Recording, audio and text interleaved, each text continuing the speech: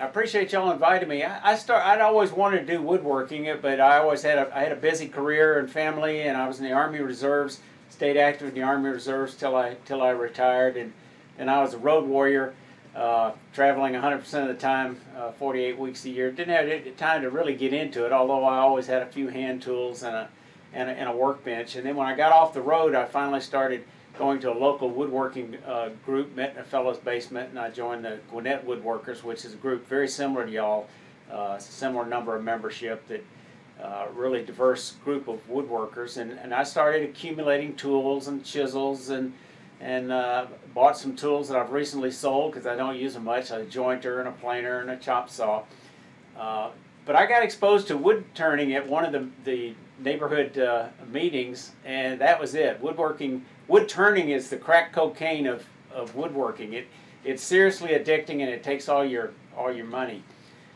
So I got into wood turning and fell off the deep end. One of the things I like about wood turning is it's instant gratification, but there's a lot of similarities with general woodworking. You got the issues of wood,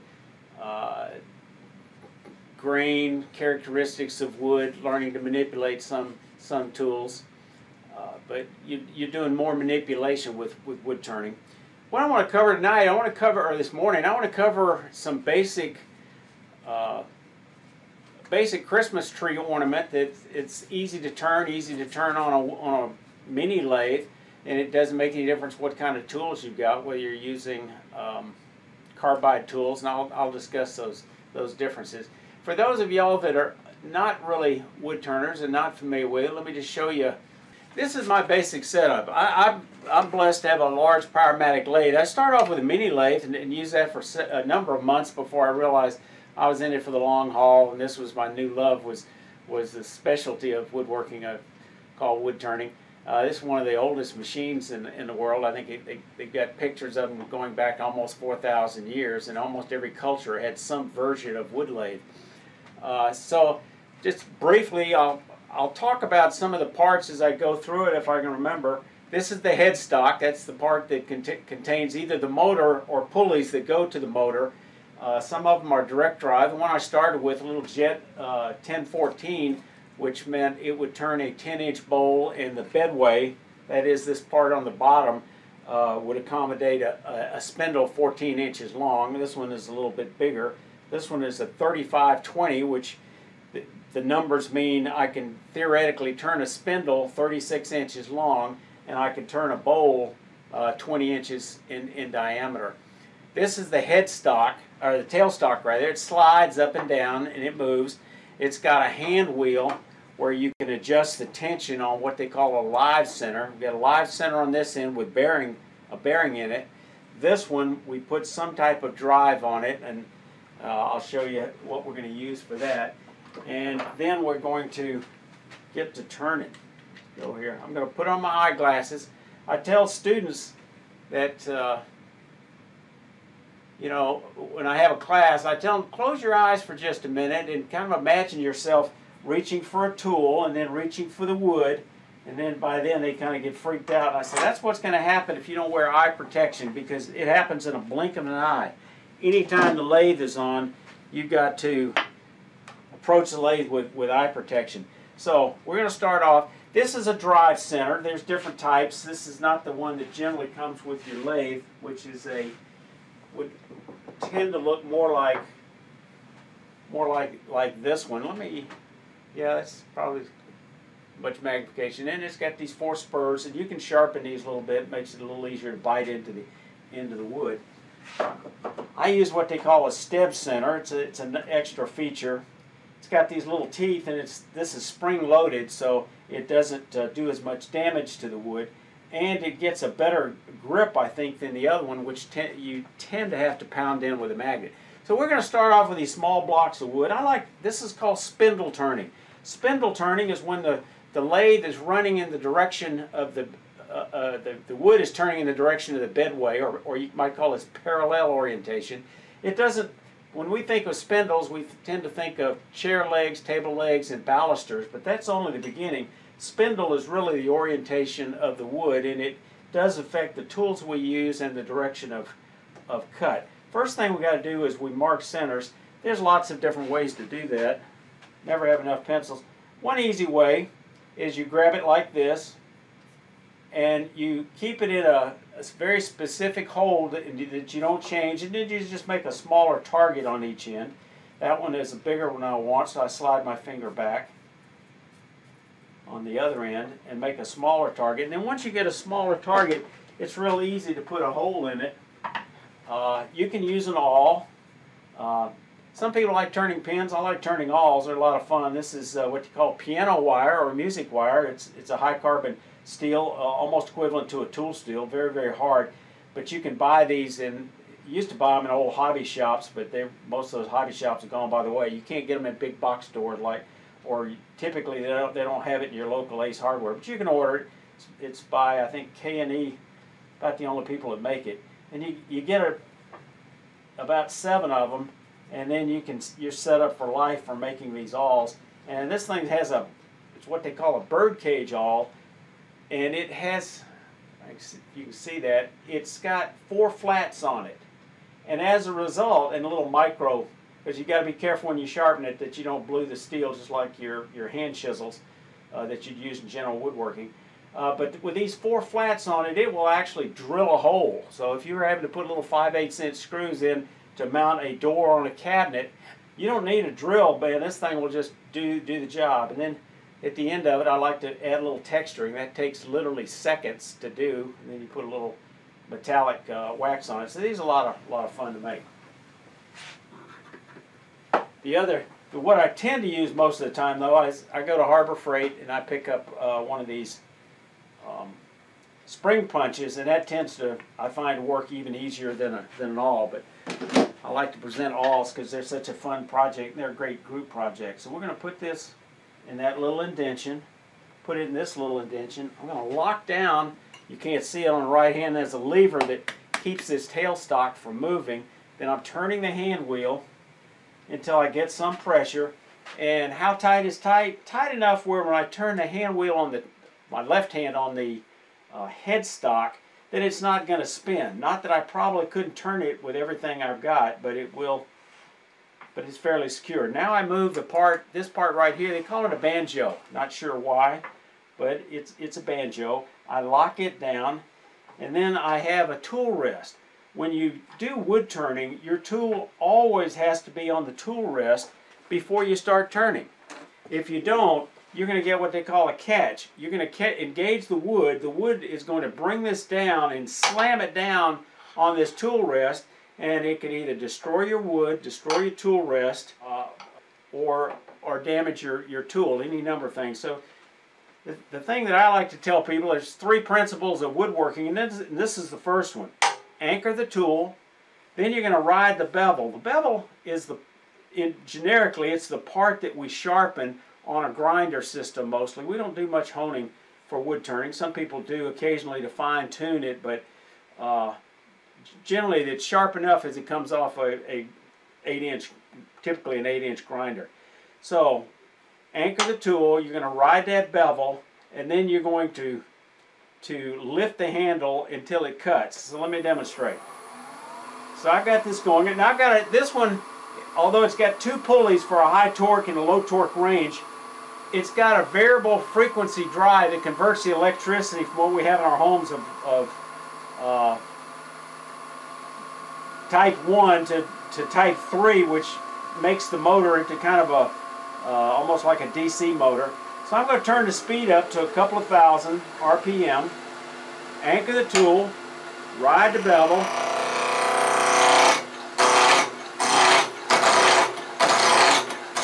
This is a piece of poplar. Any of the beauties of wood turning, you can use almost any type of wood. Pine is not my preferred wood except for having students practice making beads and coves, but other than that, occasionally for a jam chuck. Now this tool, this is called a spindle roughing gouge. It looks like the shape of it, the profile is like a big C. Generally speaking, they have a uniform thickness.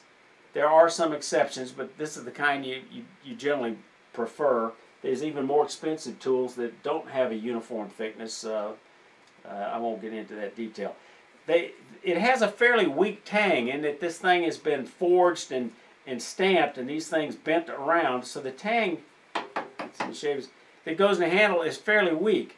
If you use this on the wrong type of wood, bad things can happen. So let me give you an example. We talked about this being spindle orientation. Generally, when it comes to bowls, the wood is going in this orientation, which is called cross grain or bowl grain or perpendicular grain. So when this spins, this is the orientation of the tree. It's going straight up and down.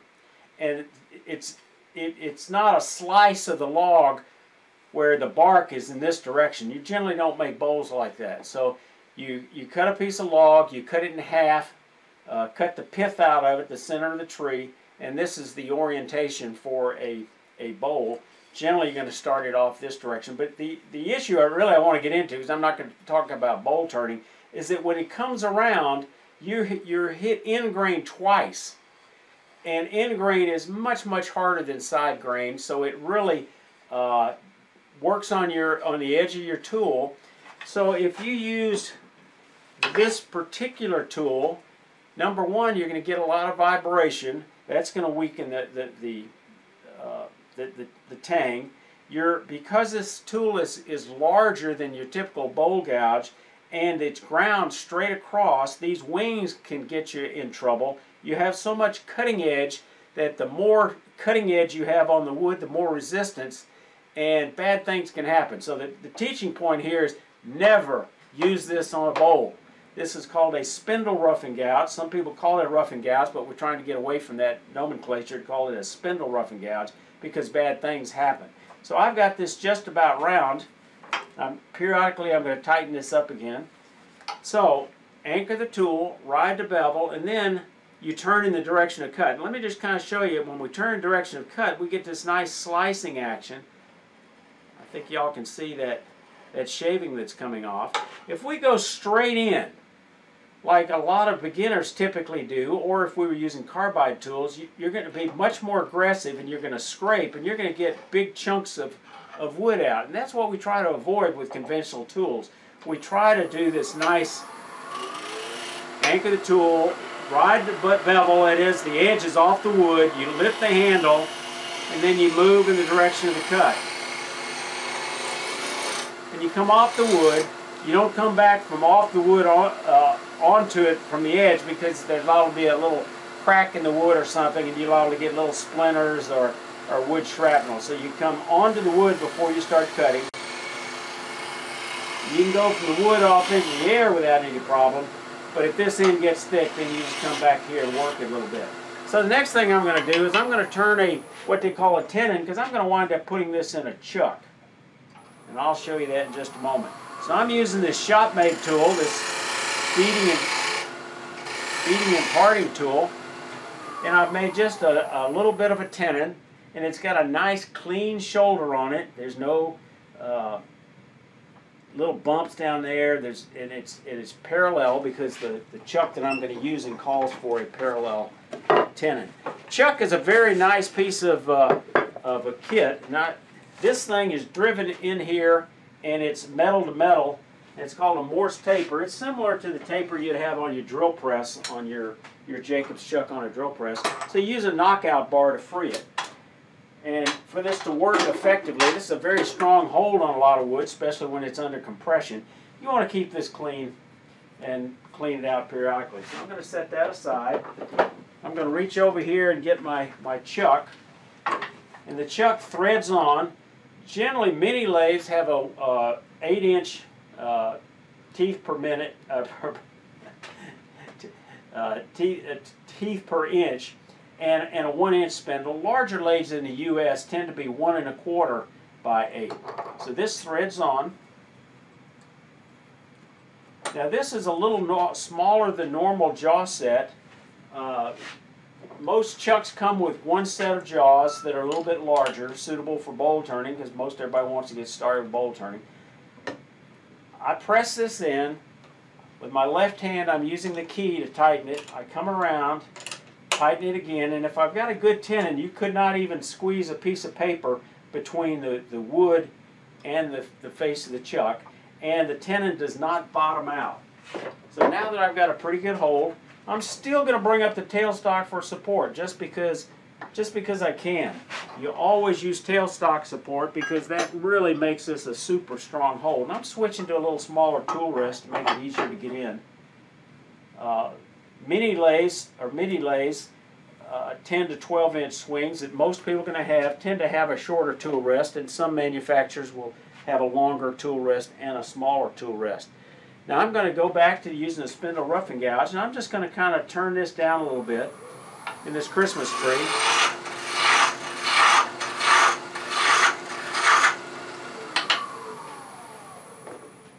So this is kind of what we're going for. We're going to turn this a little Christmas tree ornament, or you could make them a little larger, so you could make a group of 3 and set them on a table. I think we will probably do it something like this. This is a spalted red oak.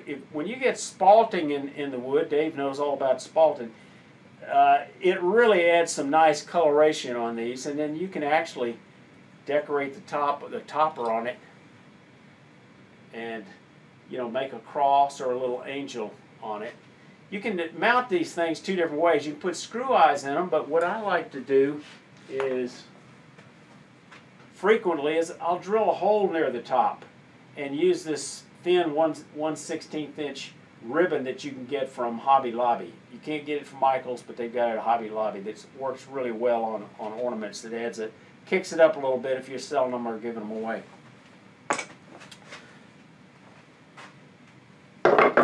So I'm going to switch to another tool. This is a spindle gouge. There's 2 basic types of gouges. There's actually 3 sets of tools. There's chisels, and a chisel would be this Skew or this beating and parting tool. I make these out of 8mm by 8mm by 200. It's a great group project because it's easy to order this. It's used in the metal industry, and it's high-speed steel. It's already treated, so basically all you got to do is put an edge on it, and the big project is turning the handle. So that's an easy, and I use that tool all the time. So you got chisels, then you've got scrapers, and then you have gouges. There's 2 principal types of gouges. There's a bowl gouge, which I'm reaching for. Find one here. Yep. Here's a bowl gouge. Let me get one of the same type. These are both from the same manufacturer, from Doug Thompson, who's U.S. made tools. These are both 3/8 inch, and that's the width of the bar stock. And this is called a shallow fluted gouge or a spindle gouge. The bowl gouge is a deeper fluted gouge. So both of these are the same size steel, but the profile of how you sharpen it is different, and you can't turn one into another because it's a difference in how deep this slot got milled. This is much stronger for bowls. It's round, unlike the shank on that spindle roughing gouge, which is just a narrow flat piece of steel. This is a round bar, so it's very strong. But the construction, because it's deep fluted and these wings come up fairly high on the flute, you get that I-beam type of strength to it.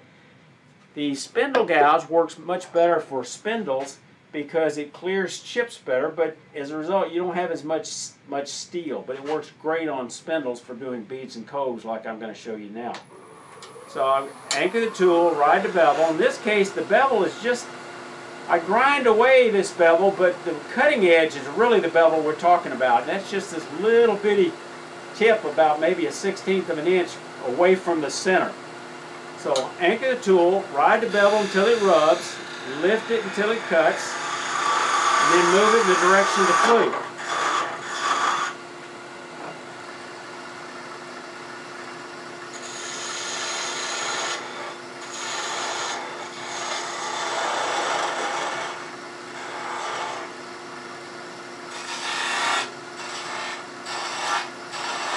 So I'm going to make just a little feature on the end.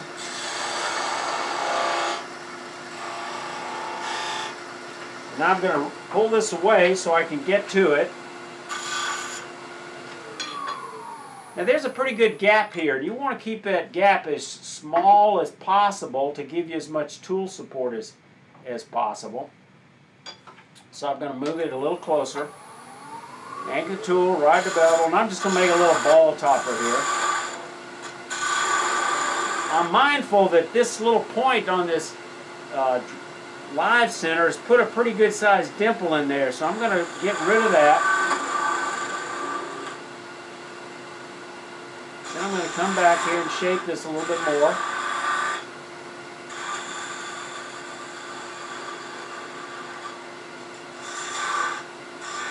Try to make it look a little bit like a ball, but other shapes could be good too.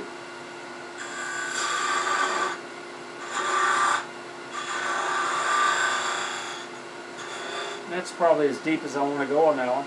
And then we come back here, try to remove a little more wood. Tool is always anchored on the tool rest. Come back in from this side. Now I'm going to switch tools one more time because I want the smoothest possible cut I can get on this so to minimize sanding, and that's by using the tool called a skew, because the cutting angle is skewed. Sometimes it's straight across, sometimes it's a little bit rounded, but I'm going to anchor the tool. Generally you raise the tool rest up a little bit higher when using a skew, and I'm just going to try to get the nicest, smoothest finish I can. And this tool really does a great job for that.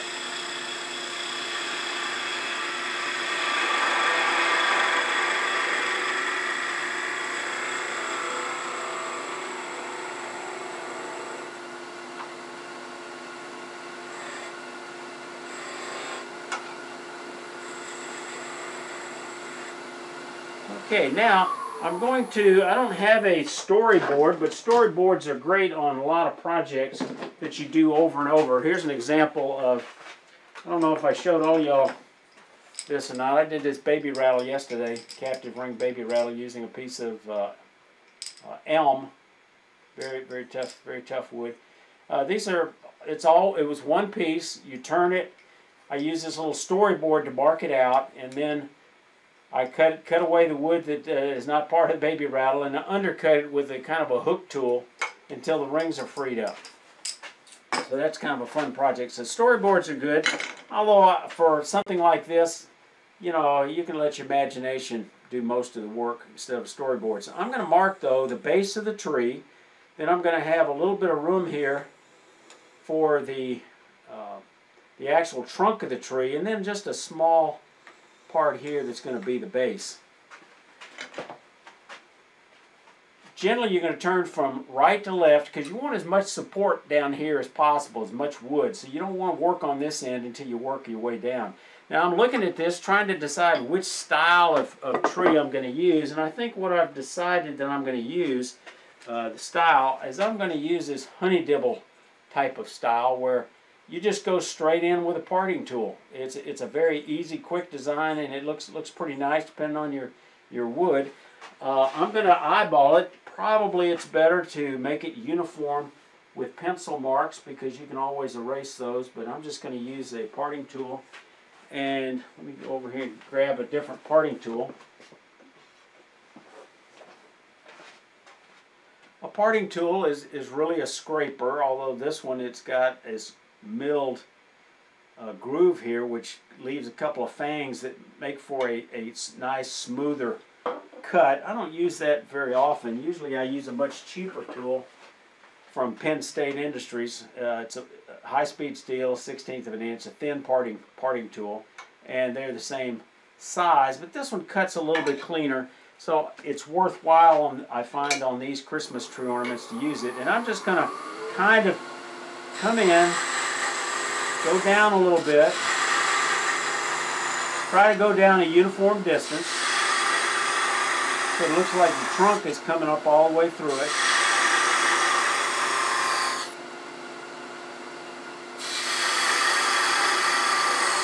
Just trying to get those dimensions by eye.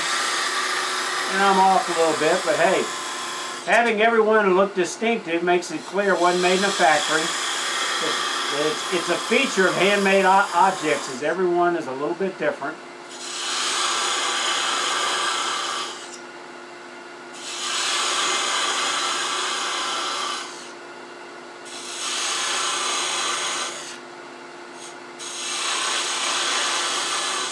Now I'm going to do the base of the tree, and I think I'm just going to use this beading and parting tool.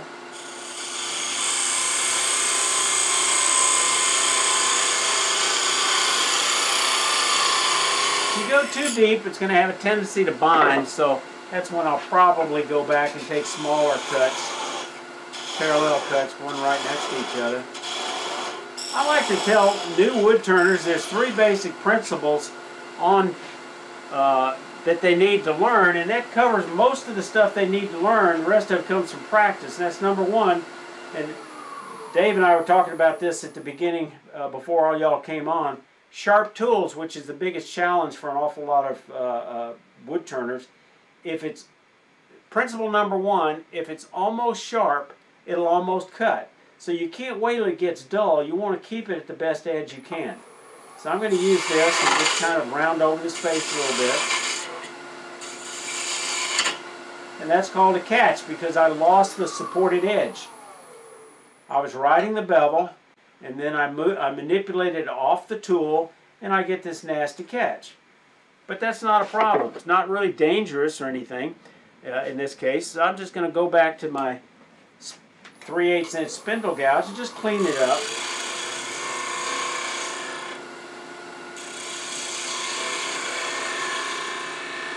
If I wanted to embellish this, I could. I could put a burn mark on it, but I'm not going to bother to do that. I'm just going to part this thing off. Now, aesthetically, you know, this knob is probably a little larger than it should be. If I go back and do it now, I'm going to get a little bit of vibration. I might be able to do it a little bit better. Let's just get the speed up a little bit so I'll get a cleaner cut. Anchor the tool, ride the bevel. I'm going to get a little chatter because I'm not getting as much support as I did at the beginning when I had more wood on the end.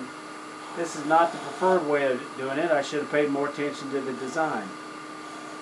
Now, I could have sanded this, but I'm not going to bother on this demonstration project. Normally I would go and get electric hand drill that little hole here in order to put that. So all I'm going to do now is just part this off, and I've still got a little bit of damage there. And as a Christmas tree ornament, you want it kind of light, so I'll cut back on the base. And then use the parting tool to part it off.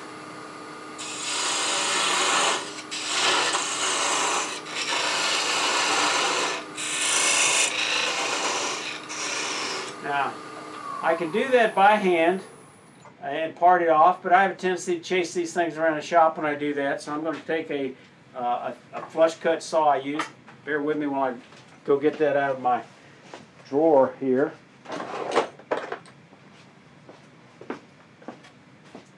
I have a mini lathe that I use for teaching purposes, but I find this setup here is easier for demonstration to set my lights and camera up.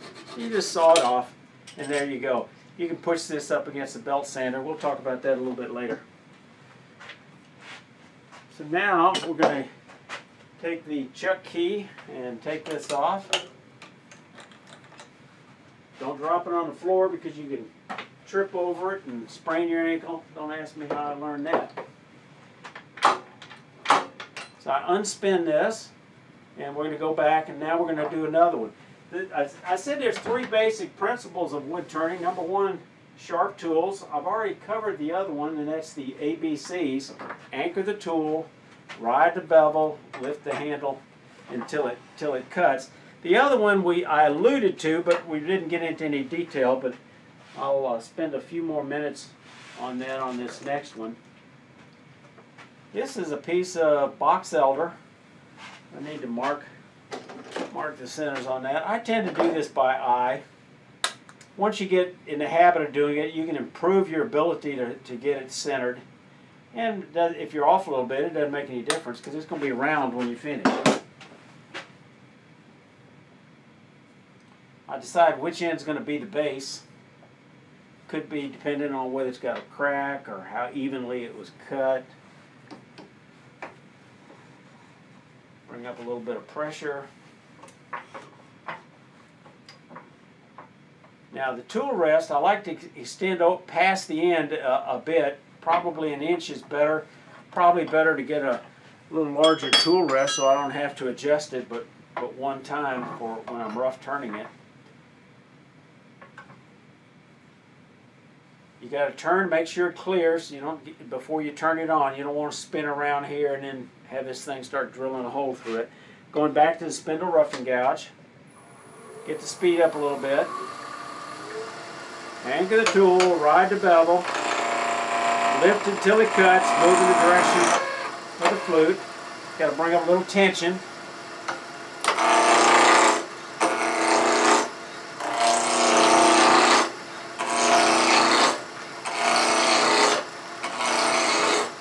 Come back the other direction.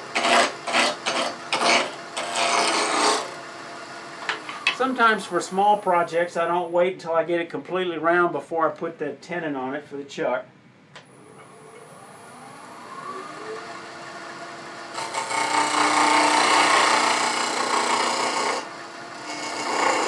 Because if I wait till it gets completely round, sometimes it means it won't fit my chuck. The tenon's too small.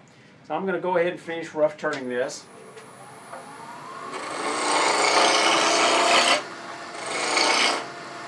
My speed is about 1700. I'm going to go a little faster, get a little smoother cut.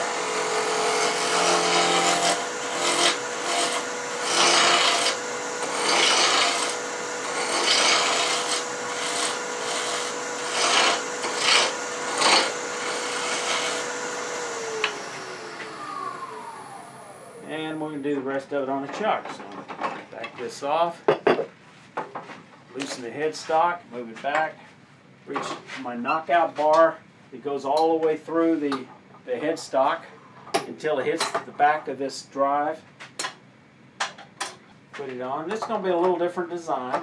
I want to talk a little bit about grain orientation. You know, I contrasted the spindle versus the cross grain type of. I'm looking for. There it is, my chuck key. It affects, I mentioned it affects the tools you use. For example, you never use a skew on a bowl because it's just not made for that type, those kind of forces, and it can get you in trouble. And I'm going to bring up the tailstock as long as I can. Don't have to, but it's a good idea. When you get this thing between centers, even if it's a chuck on one side, it's not going anywhere. And I can look at this box elder and it's got a lot of figure to it. The good news, that means it's pretty. The bad news is it's a little harder to get a clean cut because the grain is kind of swirling in different directions. So I've just got to be careful. I'm going to switch back to that small tool rest. It's a luxury that I have because I turn a lot, so I have more accessories. But on a mini lathe, you probably got one, a small one.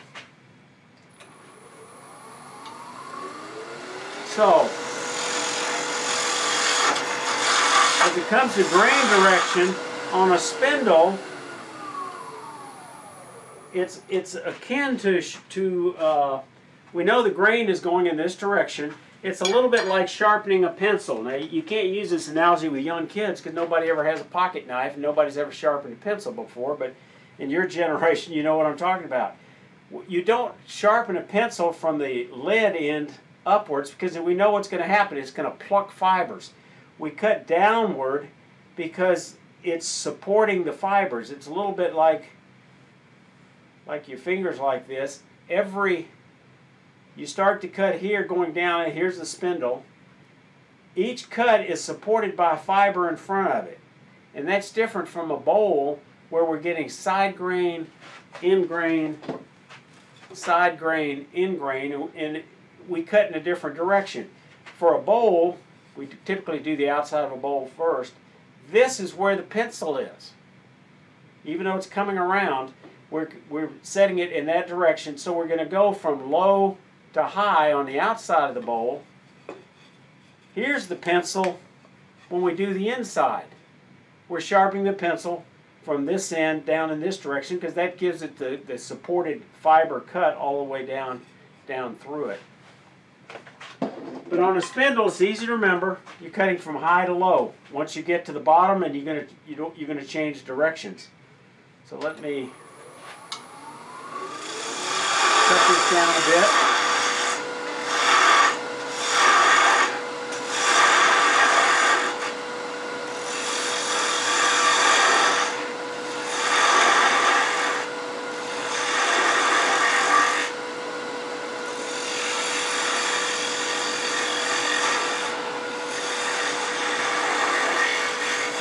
Now, what I'm cutting here, I'm getting a nice clean cut. I've got a little bit of a flat here. I need to flatten that out because that's going to wind up being the base. So let me work on this end just a little bit.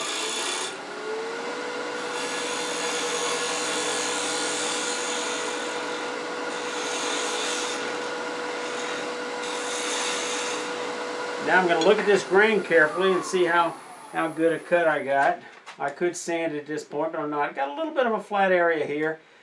I probably ought to go back and do just another cut or two.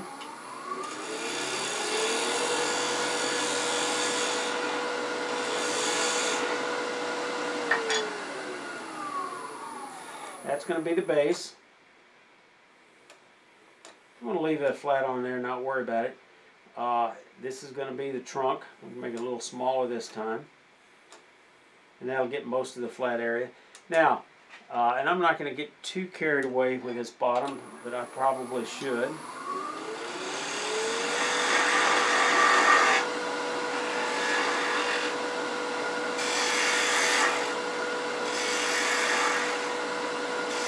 I'm being very careful not to hit the point on the lathe center.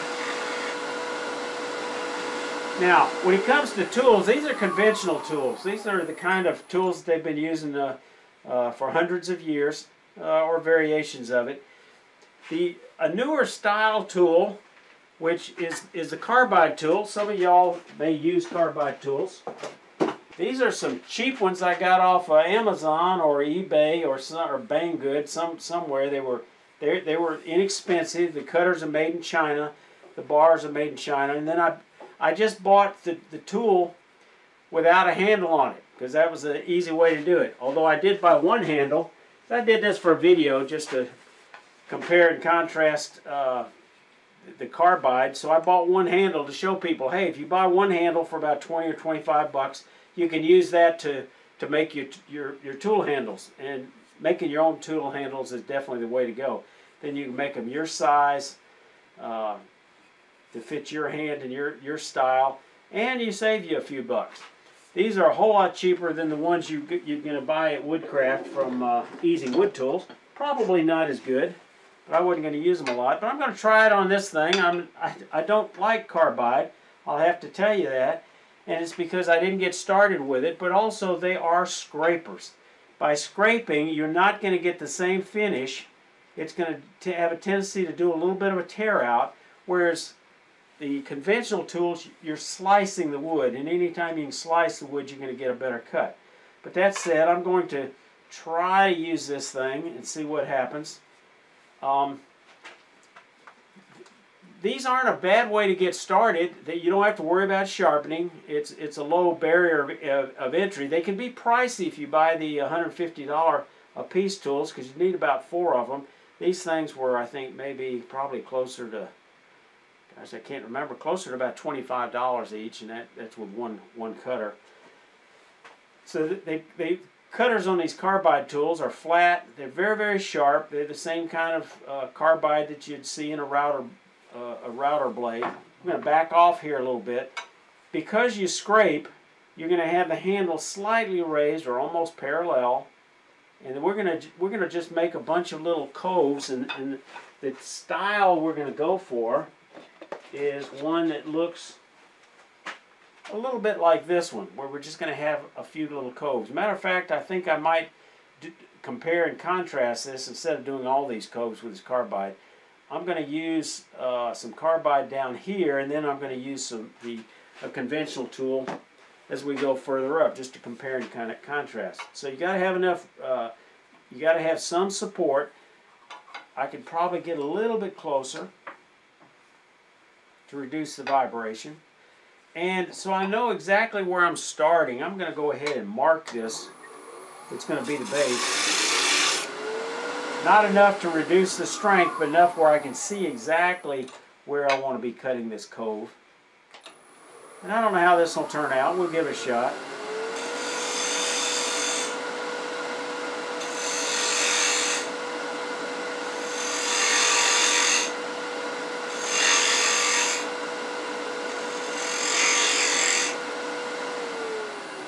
And it's doing very well. I'm not getting much in the way of tear out. So it's not bad. The profile, I'm not real happy with the profile because I don't want it to be this wide and I can't control it. I can go deeper, but it's going to make it wider. If I go back to my spindle gouge, I can start as I go up the tree. I can go from smaller to larger if I don't, from larger to smaller if I don't want them uniform. So you're going to come in from the side and make a cove. Then when you get to the bottom, remember I said you're always going from large to small. When you get to the bottom of the cove, you got to come in from the other direction. And you're scooping up just like you're scooping ice cream. So I can make a smaller cove. If I make a deep cove, I can't make a cove any smaller than the width of the tool. But if I don't go very deep, because the tool tip is smaller, I can make a smaller cove just like I did. Come in from the other direction, scoop that ice cream, one more scoop,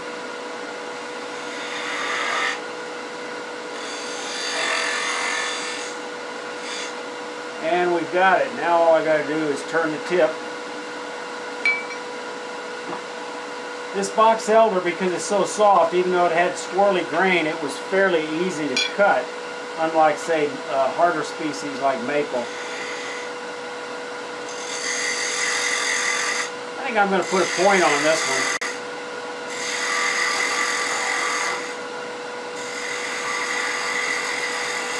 Put a bit of a cove on it. And we'll go back and make this an additional cove. Try to clean that up a little bit. And that's not bad. I kind of like it. Now, this one, let's say I was going to put an eyelet on it. I need to put a hole because that eyelet will not screw in there. And I keep a bunch of these things. Let me get these are little bitty screw eyes. Here's a number of screw eyes.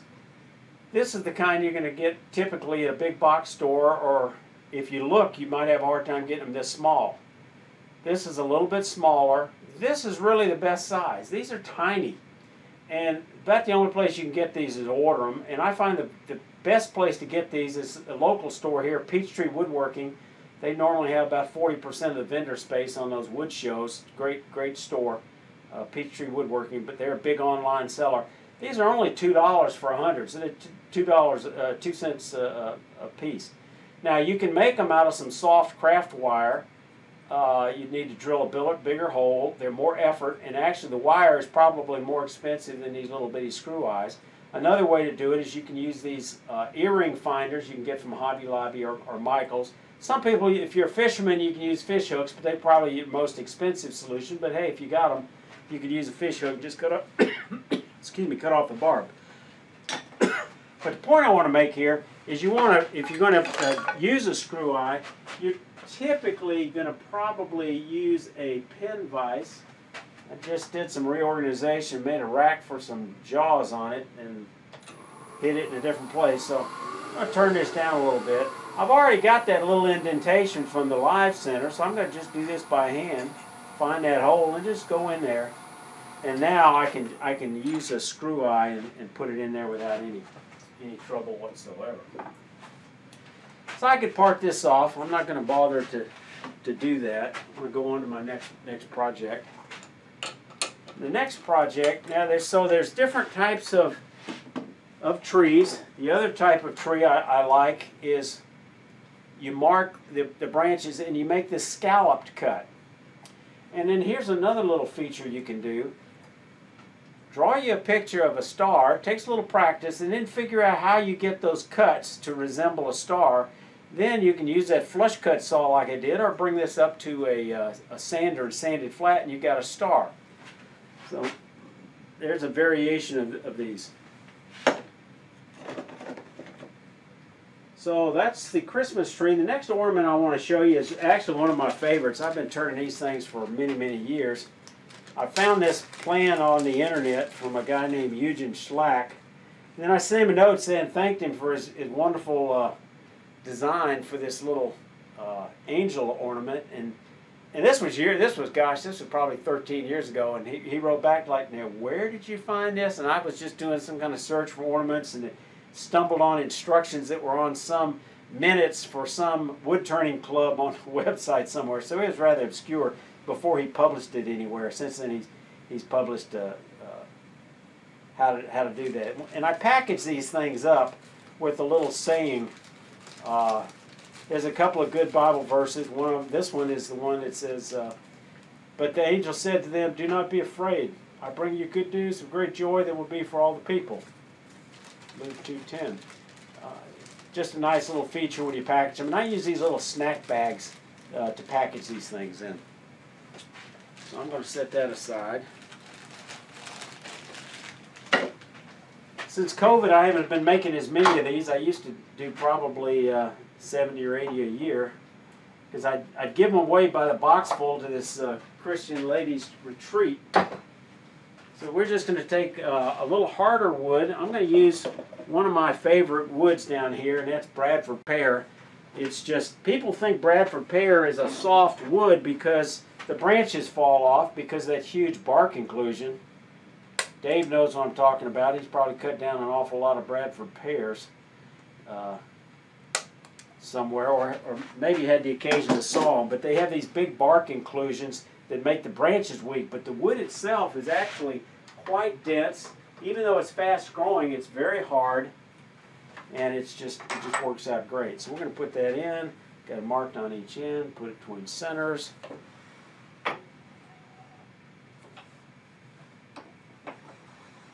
Tighten it up. I probably should have pre-rounded one, because you don't really need to see me rough this thing, but it only takes moments. Turn it, make sure it's cleared, lock everything down, headstock, tailstock, banjo, tool rest, everything locked, spins, it clears. Put my chuck key away so it won't fall. Anchor the tool, ride the bevel, lift it till it cuts.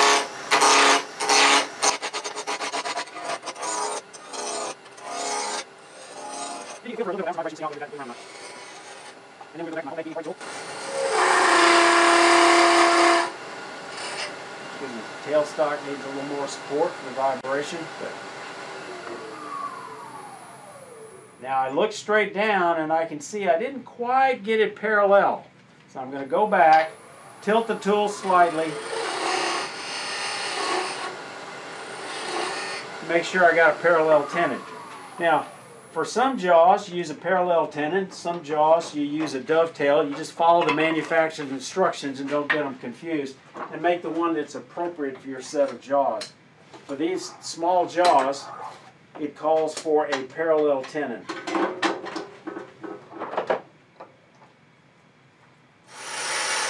You don't need a lot of shoulder, but you need some shoulder, because the strength from the chuck is not coming from the squeezing. You can't see that. Is not coming from the squeezing power. It's coming from that mechanical fit where the face of the jaws is fitting against the edge of that tenon. Yep. I think my favorite may be the one I'm turning right now, Bradford pear.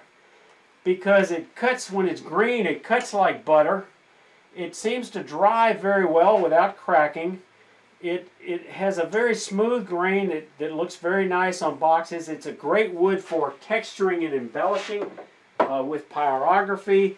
It will also, you can actually cut a thread on Bradford pear. Not the same as boxwood or blackwood, but generally, it's a good practice wood, and it does fairly well for hand thread chasing. And I like to cut hand cut threads on boxes. So that's my favorite. I would say probably very similar in terms of the density of the wood. Hard maple, you're more likely to get some figure. Bradford pear, you don't normally get much figure. One difference is this tends to be a little bit more brittle. I found we don't get much hard maple down here. We get soft maple, red and silver maple, and they don't. It's not quite the same. So I was making a chess set, so I chose Bradford pear because the maple I had was soft maple. Didn't hold the crisp detail. What I found out later, though, that if you drop a chess piece like a rook, you can chip the crenellations probably more easily on Bradford pear than you could on a hard maple. They are invasive. They're originally, that particular cultivar, they thought it would not spread, but they found out later that it does. That birds eat the fruit, and they'll go off and poop along the edge of fields, and they'll on the edges of trees, and you can see them in a lot of places. A lot of places you can't even plant them legally anymore. But it's a beautiful wood, so I take him up and back up the truck. They make great bowls, they make great boxes, they make Christmas tree ornaments. It's just a lovely wood. So we're going to start with making a V-cut using a skew. This particular project, this angel ornament, I like to use it as kind of a tune-up to kind of keep my skills up for the skew. The skew is a little trickier to use than a lot of tools.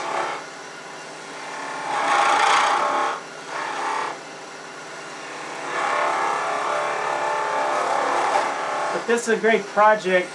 One of the keys of wood turning, kind of like learning to play a musical instrument, is repetition, repetition, practice, practice. How you get to Carnegie Hall, practice, practice, practice.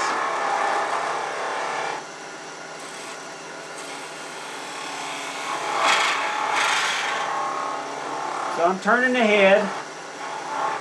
Now I'm going to come down here with this flat and scrape it. Let me get you, y'all might be tired of that view. Let me try something a little different. I would say I tend to go for about 1.5 inches, much smaller than 1.5 inches, and they tend to be too small. 2 inches is not bad. 2 inches, sometimes you make them shorter and squattier. It kind of depends on your design. Eugen Schlack, the guy that came up with his design, he saw some of my pictures and he was kind of critical because they didn't look like his. And they don't have to look like his. They don't have to look like mine. But if I measure this, let me find a set of calipers here. I can tell you what the finished size of this one is. The finished size on this, wow, this is a little larger than a lot. This one is about 1 5/8 in diameter at the base, so that's about the same as the wings. And then the length of it, the scrap. Generally, I use a scrap. I try to get it at least 4 inches long. That gives me a little bit of waste for the chuck, and still give me room to maybe make one of these discs that you wind up gluing on for the halo. But I would say anything about 1.5 to 1.75 inches is good. Now I'm going to go back to this beating and parting. Actually, I'm going to switch back to the skew, and we're going to take a peeling cut. And I'm careful knowing I've got these spinning threads here, not to go into those. You take just a little bit of wood at a time. Oh, maybe 1/4 inch, maybe no more than 3/8 inch, because too much steel on it gets too aggressive. Now I could use a spindle gouge on this, but again, I like to use this as a practice project, which means that every now and then I'll get a catch, and that's okay. Sometimes I can fix it on this piece, sometimes I just destroy it and get another one, but I tell you, these take small blocks of wood, not a big deal. Then I come in from the other direction, This is a 3/4 inch skew, which is my favorite size. Some of them come in 1 inch. I find that a little bit big. The 1/2 inch ones, some of these cheaper sets like Harbor Freight, I bought a couple of those. They come with a 1/2 inch and a 1 inch. The 1/2 inch I find too small because it just doesn't give you the mass or stability, and they're harder to use for larger projects. And I'll explain that in just a second.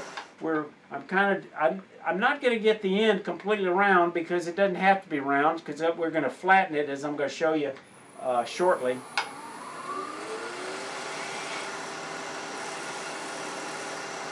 Then we do wings. You can't take very big cuts with a skew, no more than a 1/16 of an inch, or it'll get wind up binding. Pick up that little bag and get these off the lathe out of my way. I have this big plastic box sitting with a magnet on it, sitting on my headstock, that I put bits of sandpaper, and if I'm not careful, I'll put something on there. It should be that. Whoop! That's a skate back. That's what happened when I didn't get a nice, consistent, clean cut. But it's not a problem, because this is all going to be wasted. So again, I brace myself, cut straight in, angle the tool a little bit, and I did it again. So I got to pay attention. Talking while doing it makes it a little more of a challenge. This is very hard wood, and I'm probably due to sharpen this tool. So I say normally wood turners don't hone, but for a skew, my main hone is in my toolbox from my last. I did a workshop at Woodcraft here last week on making pepper mills. You could use most any type of diamond or CBN hone, and you just kind of stroke it a few times, because you don't want to wait till it gets dull. And this should be the sharpest tool in the shed.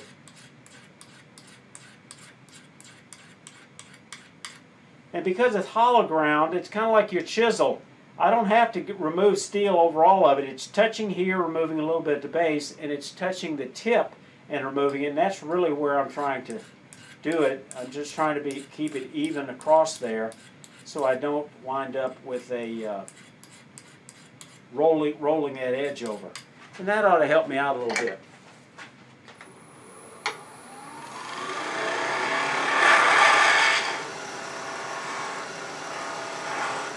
And then that takes care of that. Now I'm going to come back here on the end, and I'm going to figure out about how long I think this thing ought to be.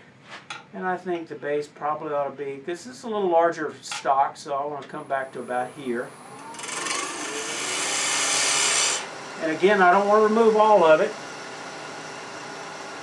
And now I could use a skew for that, but I'm going to go ahead and use a spindle gouge because it's a little easier while I'm demonstrating. Less likely to get a cat. Because I'm going to remove a lot of wood here on this angel body, I want to concentrate where the wood is. I don't want to keep coming back here. Pretty soon it'll look like a pencil. I want to cut away the wood where the wood needs to be cut and then work my way back.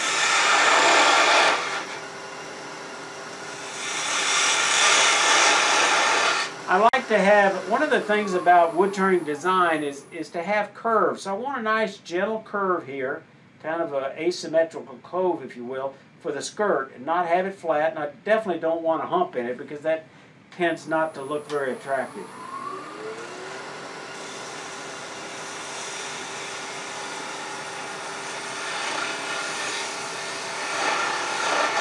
So if your tool doesn't give you shavings like this, time to go back to the sharpener. There's different kinds of sharpening systems. Some people use Tormek, kind of pricey, but if you got one, you could use a Tormek. Most turners tend to use an 8-inch grinder, and Woodcraft typically has those on sale periodically.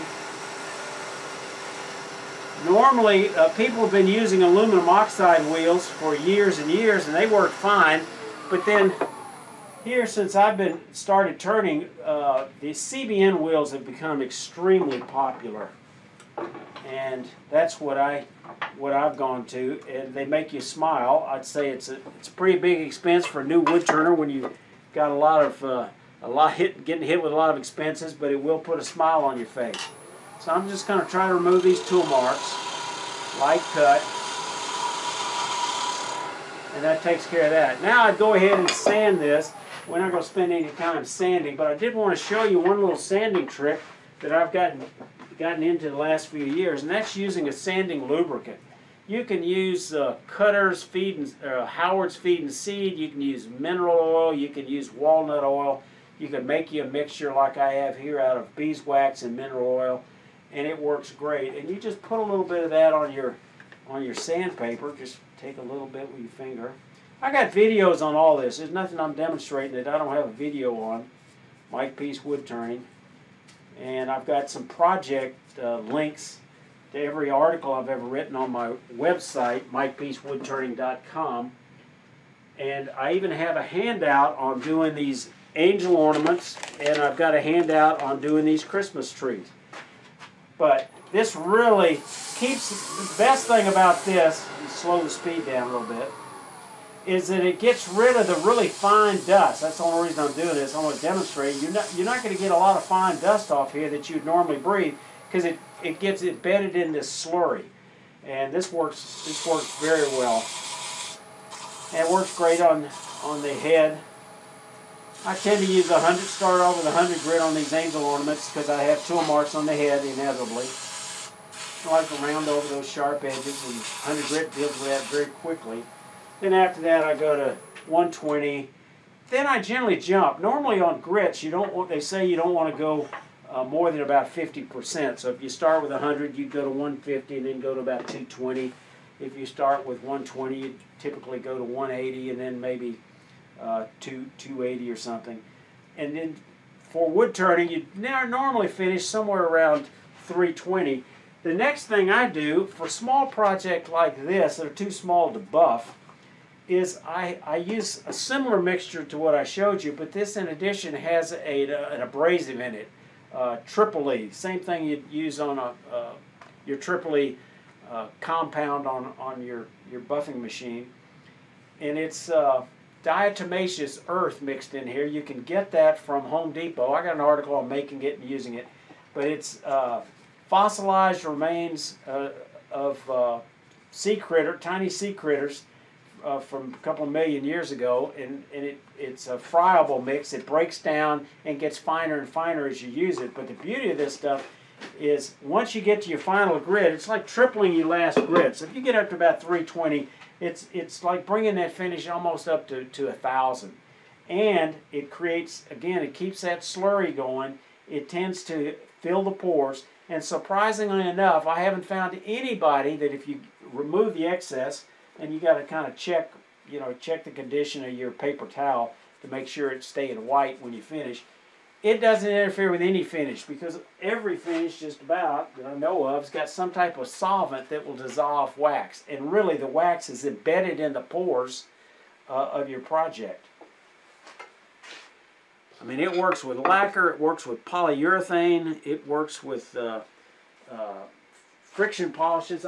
For these kind of projects, I tend to use a friction-based polish for like pen turners use. This is Hut, but it could be Mylan's.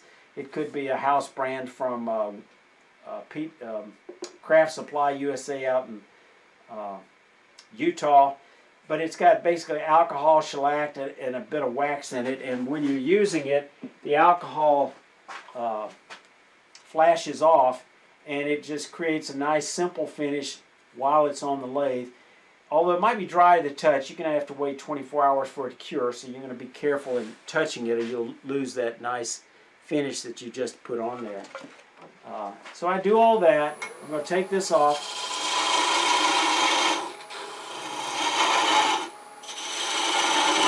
I'm leapfrogging back and forth on this cut. So the cut area is more than one tool width, so it doesn't bind up. I'm going to go a little faster. I tend to go around 1,000. Reach over here with my hand. My hand trembles a little bit because I have a benign tremor. Doesn't really interfere much with what I do, but it does show up on these close-up videos. Okay, then we take it off. So now we take the scrap that's left and we're going to make a disc for the halo. And then we're just going to smooth off this bump here. We're going to clean that up with sandpaper. I like to round over the edge. And we're going to come back with a smaller parting tool. Make it thick enough where it won't crack. Because this is all ingrained, so if you make it too thin, they'll tend to be fairly fragile. And here's where I kind of nip the corner a little bit. Since this is a tool in my hand, that's the one I'm going to nip with. You're going to sand it, finish it, part it off.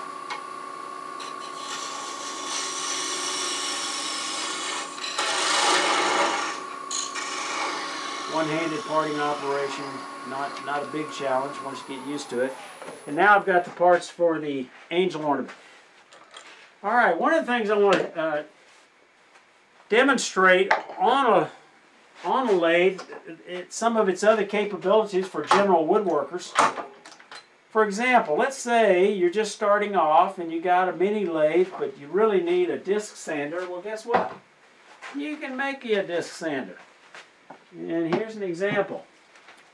Now this one, you could use a faceplate that comes with every lathe. Let me see if I can find one here. Here's a great big one that came with my Powermatic. Got a bunch of holes in it. And this is old school. This is the way they used to do it before scroll chucks came into existence. And people still use these for large projects or if they don't have a chuck. A chuck is not an essential part of turning anything. It's more of a challenge to turn some things with a faceplate, but there's very little that you can't turn using a faceplate. The difference is it will take you longer. In some instances, a lot longer, because it's a little fussier. And, you know, if it takes longer, well, maybe it's not as much fun, because the beauty of this stuff is instant gratification. And in this case, I've used a wooden glue block that's tapped and threaded. You get your strongest grain from cross grain work. So this is a piece of, I'm looking at it, it looks like it's probably maple. But it's cross grain, so it holds the threads a little bit better. And I didn't make an appropriate recess, so I had to glue this little plastic washer on there so it would seat. But I've got a piece of 8.5 by 11 paper glued on there with some spray adhesive, and now I have a belt or a disc sander. You could get fancy and make you a little platform. This one gets chewed up pretty good, and I don't use it very often, but it's here if I needed it. Like that. So, I told you on this, wow, I just feel that wood going crunch as I'm screwing that in. I got to quit turning it, don't want to make it too tight. I told you about the Christmas tree ornaments, that somehow you've got a little bit of nib, and you've got that end grain that's generally pretty rough, especially on softwood like this poplar, when you do part off. Parting off, coming straight down like this, you're scraping the fibers, so you're going to get some tear out. So how do we fix that? Well, we can use a disc sander. And maybe hit that edge there. I probably should have done that before I took it off of there. And there we are. So that's one tool you could use it for. Another tool is it makes a great horizontal boring machine, but we're going to get to that in just a moment. So we're going to take this off. Now when I first started getting into woodworking and started accumulating some toys, I didn't really know what I was getting exactly or why I was getting it, and somehow I got this box, this drum kit, sanding drum kit with these different size spindles and mandrels. And I never used it much. You use it on a, typically I think they're sold to use on a drill press, but I'm just demonstrating this technique. Now I'm using a collet chuck. And this is a great chucking system. Once you get into wood turning, like any other woodworking activity, you're going to buy more toys. But this is a great chuck, and the best one comes from Craft Supply, because they've got a 1 1/4 inch model that comes with an insert so it'd fit a mini lathe, and it doesn't project out very far. But this works for holding any type of dowel. I've got a bunch of collet sizes, but this will hold this drum sander very well, and I can hand tighten it down like that. Although it comes with a set of what they call Tommy bars, and one goes here and one goes here to tighten it and loosen it. But I find with that knurled edge, it works great. There's a more expensive one made in the U.S. By John Beal that's probably machined better, but this one works great for me. So with this, you can, you got you a drum sander. I'm looking around for my angel. Here it is. So on this angel ornament, I need to flatten one side. So I kind of look at the grain to say, well, does it have any prominent grain patterns? Do I have a little cathedral effect here that might look good? And if so, then that's where I'm going to sand it off. Before I should have done this on the belt sander, but you're going to sand a little flat on the head of the disc sander. You're going to flatten it a little bit at an angle so you can glue that disc on. And what I usually use, I use a rigid spindle oscillating spindle sander, but you got to also get rid of the little nib where you part it off. But you could do that on this, because that's the same way I do it vertically on that rigid sander. Just get rid of that little nib. And then I'd flatten this on a flat sander. Then I'm going to flatten the front of this, and I do this on that spindle sander. But I'm going to do it like this. The only downside of this, let me go a little faster. I might, if you're not careful, you can go too far or go into the face. This is not the way I normally do it. I'd probably do it this way so I can see better. And I'm bracing my elbows. Like I say, this is not the way I'd normally do it, but I'm just showing you how you could do it if you didn't have a dedicated sander. And I'd go a little deeper. I just want to show you that technique and glue that on there. So you've got several different options to turn this into a sanding machine, sander. Another one, if you needed a bigger drum sander, heck, it's easy enough to make one of those. There are actually plans out on the internet, if you go out and look for them, on making a well, I guess it is a drum sander. It's one of those expensive sanding machines. What am I saying? A belt sander. Not a belt sander. It's a thickness sander where you can put stuff, feed things in, and it's got this big drum that's covered. Well, you could actually use something like this, and there's plans. This is just the very, very basic one, but it's a big lump of Bradford pear, as it turns out, turned around with some wood from belt from Klingspor, where I just staple it in here, cut off the edge, wrapped it around. I probably should have glued it, but I was more demonstrating how to use this. Tighten it up a little bit so it's secure on both ends, so I got a little bit of tension. And lo and behold, now we've got a big belt sander. But like I say, I've seen plans where they'll put a table down underneath it, and you could actually, you generally want to reverse the lathe so it doesn't spit something out at you. But anyhow, you could turn that into a thickness sander. Yeah, I hear that. Personally, I don't agree with it unless you're buying these cheap Chinese carbide ones where you're paying only $25 a piece for it to make it a handle. If you do that, yeah, it's cheaper. But if you're buying the easy wood tools, my experience, again, I don't use carbide, but I find that there's basically there's some variations. They've come out with some more variations in the type of tips, but you got a square tip. Let me go the overhead.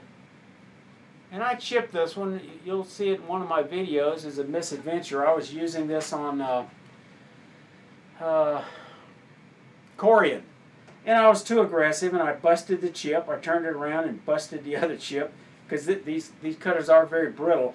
I will say that there are tasks that these do extremely well on, and one of them is using acrylics because acrylics don't like to be sliced, they like to be scraped, and these are great scrapers for acrylic or resin.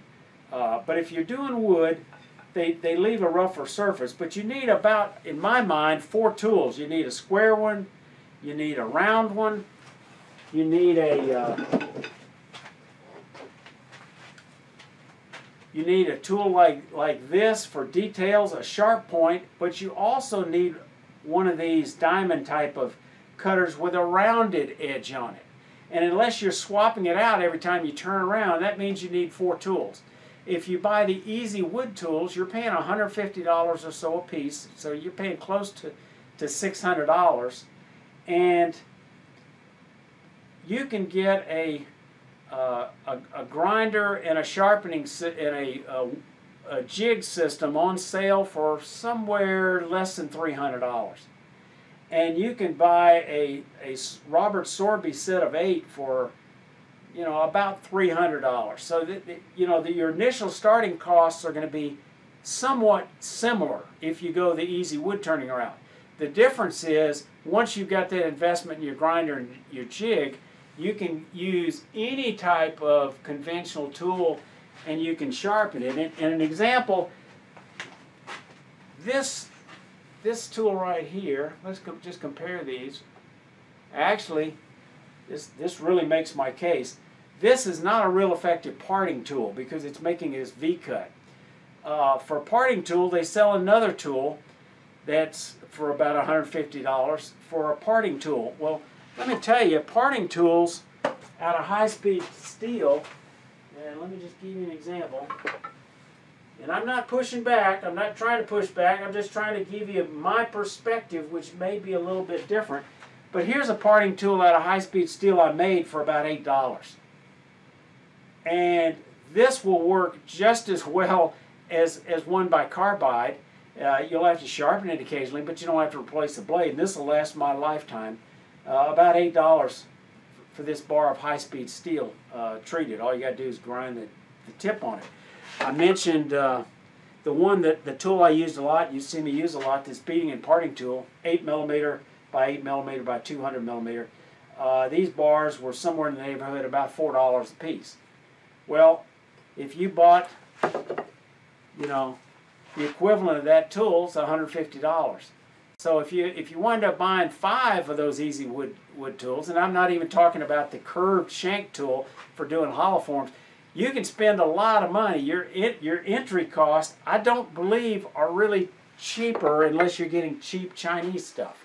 That's my take on it. But hey, there is no truth. There's only what people, based on their own personal experience, and everybody's got a valid view. Again, if carbide lowers the barrier of entry to somebody getting into wood turning, then that's a great thing. And if they won't stick with carbide, you know, that's great too. Everybody doesn't need a chainsaw. However, I'd have to say a chainsaw for a wood turner becomes very, very nice because it gives you more flexibility on the kind of wood you could harvest. Green wood, because it's very hard to get seasoned bowl blanks, and you don't want to pay whatever they're charging now for a bowl blank at Woodcraft unless you're only making a few. And if you're only making a half a dozen projects a year, well, maybe that argues for not having a bandsaw, not having a chainsaw.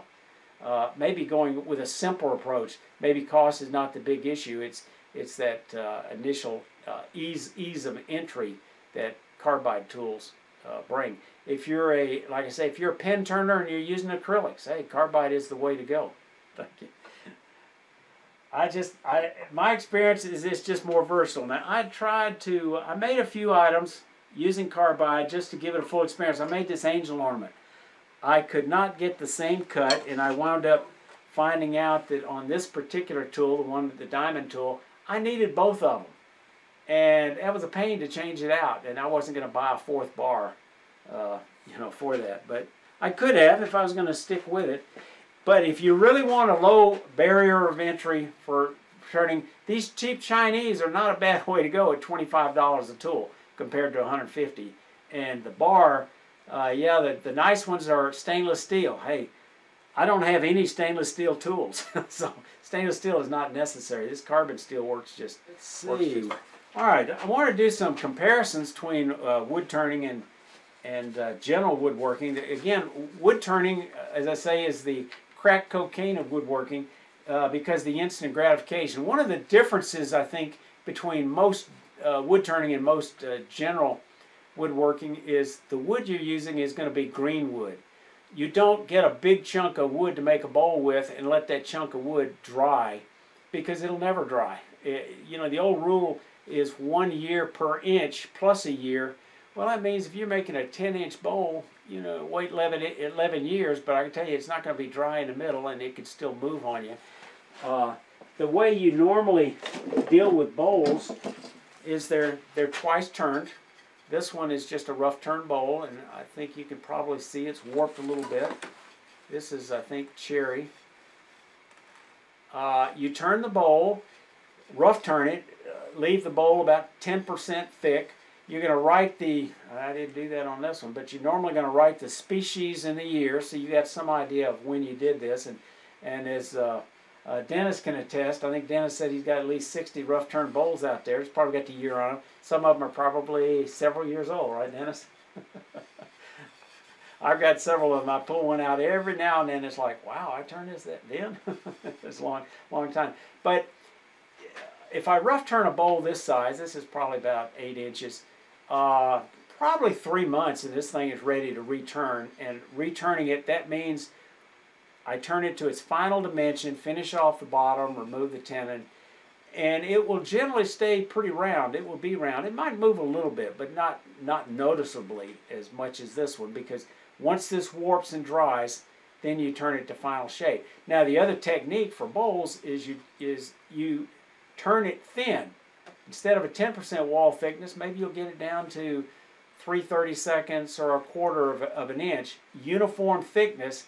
It's green. It will flex and move as it dries, and it can give you a very nice organic kind of shape. It won't be round though. It'll probably be oval, maybe wavy, but that's okay. A lot of people like that. So that's another technique. So green wood is one of the differences that we tend to have. Again, kind of like your what I use this term not in a negative sense, but it's the description that they have on Sawmill Creek, a really good woodworking forum that also has a turning forum that I've been on for. I got on Sawmill Creek before I ever got into wood turning, and they have a section called Neanderthal forum dealing with chisels and scrapers and planes and hand saws to manipulate wood.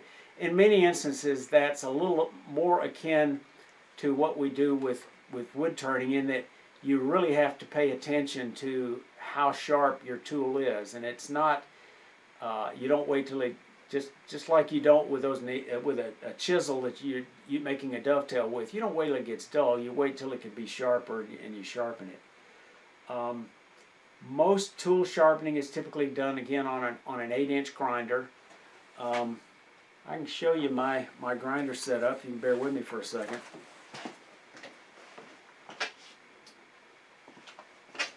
I'll just pivot my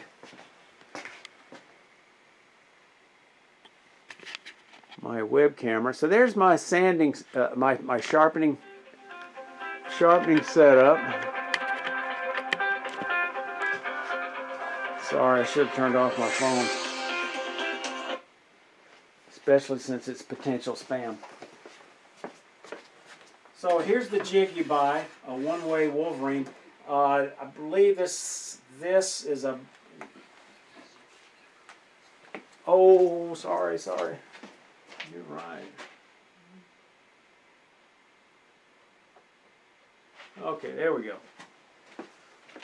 Now, this grinder stand, a friend of mine who's since passed away, made this many years ago, and this was an outfeed table for his table saw. He had 2 of them, And I thought, wow, that'd make a better grinder stand than I've got. And I just added this little crude drawer to put little odds and ends relating to sanding. But you use this fitting here, this Varigrind, and let me put a tool in there, kind of show you how that works. And what this does is give you this, and you measure how deep this projection is, and in my case I do this at 1 3/4. And then you set this for the bevel angle. In different tools you're going to have different bevel angle. For bowl gouges I generally use about 50-degree angle here. It's using an angle measurement, this protractor. And then to get this sweep, you bring this around like this. Well, before they had these jigs, most of these older, hardcore, professional wood turners, they learned to manipulate it on a grinder, and that still works without a jig. It is a little more difficult to learn, but that is an alternative to buying a fancy jig system. You just use a platform. Generally, you're going to have to make or buy a platform better than what comes with your grinder, because theirs are generally not big enough for it. But there's plans for making these platforms out on the internet.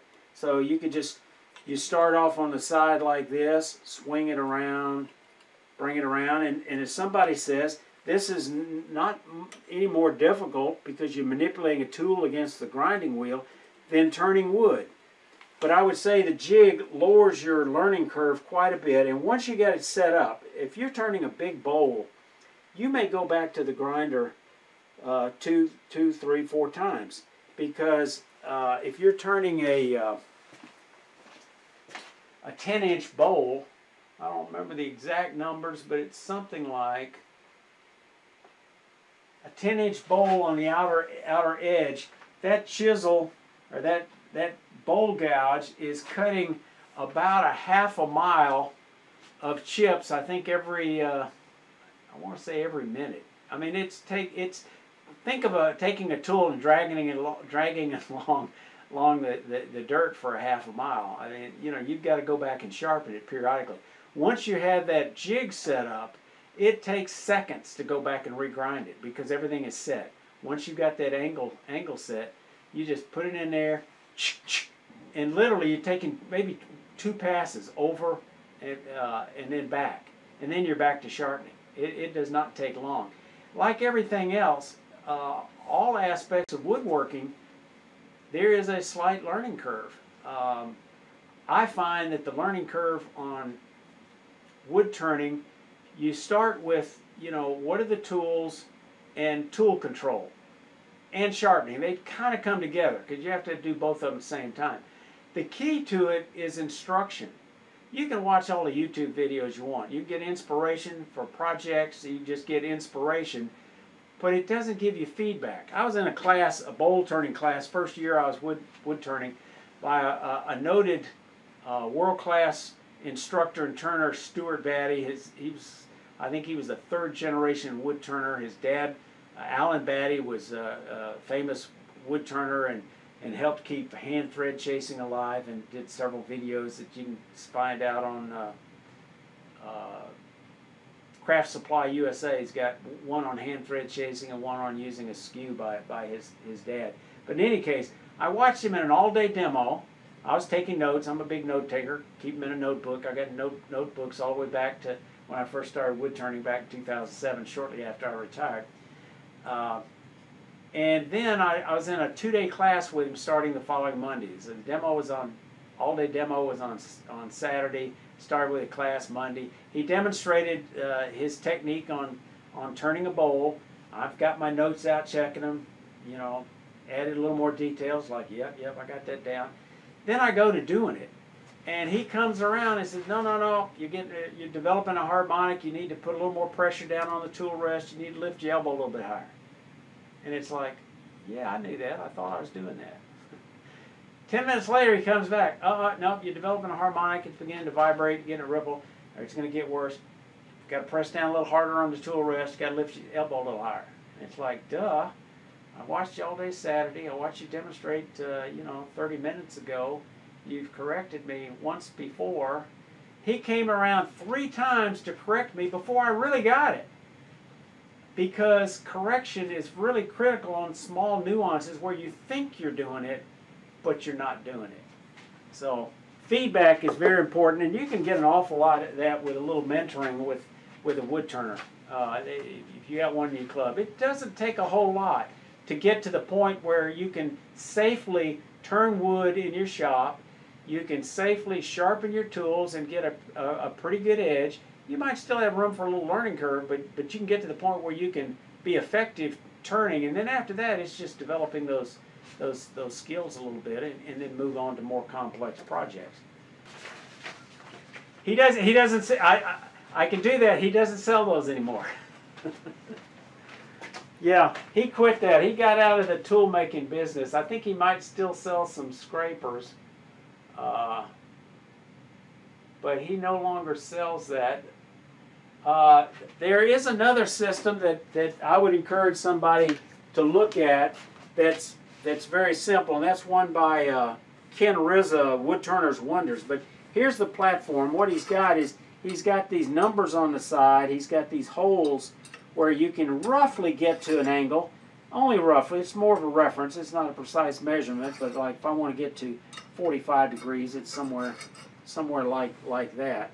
And then this uses the same holder as this sliding rod for that Varigrind jig. The system comes with a very nice platform that you just have to set, but it's not as nice as Robo Hippies or Reed Gray. Been following him, and he was a big poster on Sawmill Creek, so I'd followed him for years. Matter of fact, a war story with Robo Hippie is I had done some. I had started my first hand thread chasing projects. I got a piece buried down in there somewhere, and out of some domestic wood, Bradford pear, and then he writes, he posts on there, would I be interested in some mountain mahogany? It thread chases real well. And I said, yeah. Next thing I know, a shoebox size express mail shows up with all these little pieces of mountain mahogany, which is a wood that only grows in high altitude, arid desert kind of conditions like outside of Las Vegas. And he's from Oregon. He and a friend of his rented a car, drove to Las Vegas. They'd already gotten a permit to cut firewood because he'd found out somewhere that the Forest Service was cutting back all this mountain mahogany for some of their fire breaks, some of their maintenance. He rented a panel truck and brought back about, I think, 5 tons of this mountain mahogany that you can't even buy commercially because it's not available commercially, but extremely dense wood that kind of approaches the boxwood and the African blackwood for thread chasing. So that's how I got to know Robo Hippie. And he said, yeah, send me a threaded box if you would. So I turned a threaded box and sent it to him. Yeah. He probably will. Now the one I mentioned, Woodturner's Wonders, has a sharpening system to compete with this the one-way system made in Canada, and it has some very nice features in it. It makes it even easier to do the setup. It's like ABC 1, 2, 3. Those are the settings, and it's got a little blade that fits into a little notch that it makes the setup extremely easy.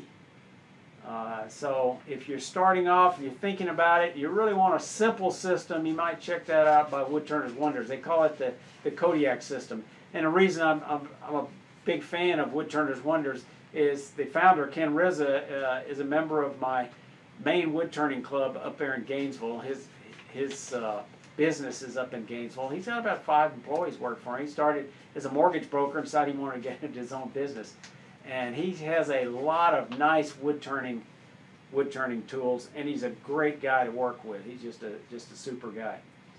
So other similarities between flat work is the characteristics of wood such as grain, wood movement, because we know wood moves and it moves more on a flat piece of wood than it does lengthwise, but it, it affects how you're going to treat cutting boards or how you're going to make tabletops. So that's another common aspect. The density of wood, you know the difference. If you're a woodworker, you know the difference in what you would use poplar for and when you would use hard maple. And the color and figure of wood, you're generally familiar with that, especially if you get into fine woodworking, where you're using contrasting woods and you're using veneers. You start getting more familiar with color and figure. And certainly, if you try to feed a piece of wood the wrong way into a excuse me, either a joiner or a planer, you learn that figured wood has to be handled a certain way, and that's very similar to wood turning. Finishing is another area we've got in common, although we'll use different types of techniques, like friction polish on small turnings, for example. You don't normally do that on regular woodworking. If you're really into wood turning, you're going to use some of the same tools. I use a table saw a fair amount, mostly as a portable workbench, but I do use it occasionally for cut things off. But I found that I'm using my bandsaw more and more for almost all my wood cutting, because it's safe, it's set up. Inevitably my table saw always has things on it that have to be moved before I can use it, so I've got to think about that. And then I put the guard on it, because the guard's always off of it when I'm using it as a portable workbench. What I find the most popular tools for wood turning, power tools, tend to be, after the lathe, is a bandsaw and a chainsaw. If you do a lot of wood turning, the bandsaw is almost, it's not essential. It depends on how much you're doing.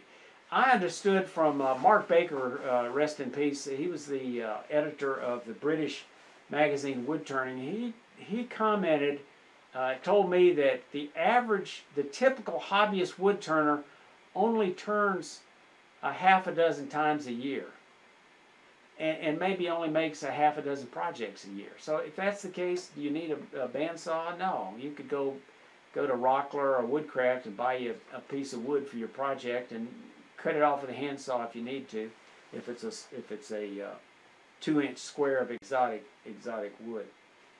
But I find it very handy. And is a chainsaw necessary? No.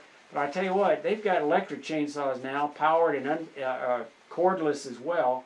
I don't go out in the field with a chainsaw much, so a lot of times I'll reach for this $100 Works chainsaw that I've got, that I just plug it in, because I don't have to worry about, is the gas fresh. And around here it's easy to get white gas because we've got Lake Lanier, so everybody uses, there's places where you can get white gas without any ethanol in it. So it's a little easier on your chainsaw if you leave it in there, but as Dave can probably attest, you leave gas a long time in a chainsaw and good things aren't going to happen. Safety considerations, very similar. Eye protection. I wear safety glasses for a lot of projects where it's spindle projects, but if I'm using anything cross grain, I'm definitely going to go for a face shield, because this can really protect your vision. It's important. I described the difference of tools, ABCs. Let me go to some other notes here. We talked a little bit about lathe functionality. I talked about it, mentioned it being a horizontal boring machine. There's several different ways that you can drill on it. Depends on what you're drilling. Drill chucks or Jacob's chucks are not real expensive necessities, but they all come with. Let me switch it back to the overhead. They all come with a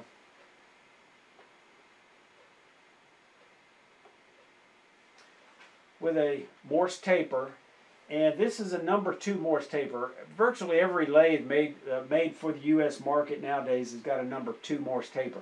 Some of the older ones, and my information may be incorrect, but some of the older Craft Supply, maybe a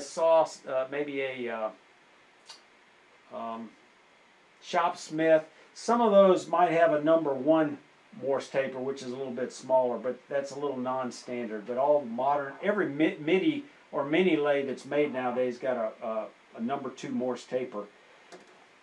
Most of them are key chuck that we're all familiar with. This one is a keyless chuck, which I like because it's a little easier to use for me. The biggest difference is if you're going to use this in the tailstock and you're going to use it unsupported. In other words, you're not going to have the wood with pressure on each end. Then you're going to use a drawbar, which is just a piece of coarse rod. Let's see if I can find one here. Yep. It's just a piece of coarse rod like this with a handle on it that goes through all the way through your headstock and goes in the back. This fits another device, so it's a little thicker. This is a 1/4 inch by 20. So I've got one of those around here somewhere. But that secures it so it can't vibrate loose, which would be unusual, but can happen. And then bad things happen if it does vibrate loose. So you could put your drill bit in here, and an example of how you might use that is if you're making a handle, like I showed you. If you're making a handle, you're buying those cheap Chinese carbide sets. Well, how do you drill a handle when the handle is maybe 14 inches long, and this is sticking out with a drill bit another 6 inches? You can't get in there with your.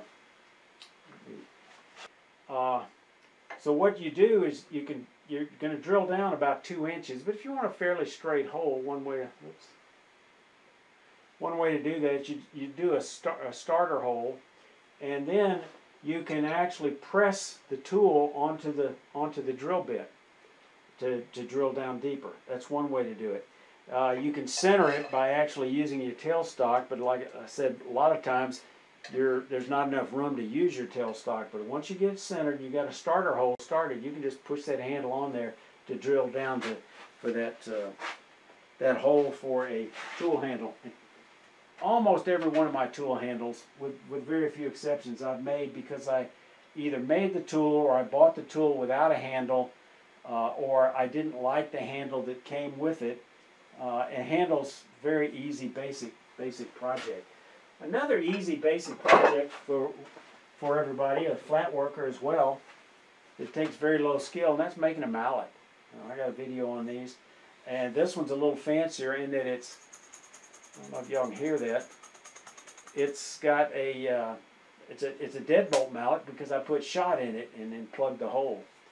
So it's kind of like the big orange plastic ones, except you make it yourself. And you know, it's always nice, I think, when you've made something yourself that you can use.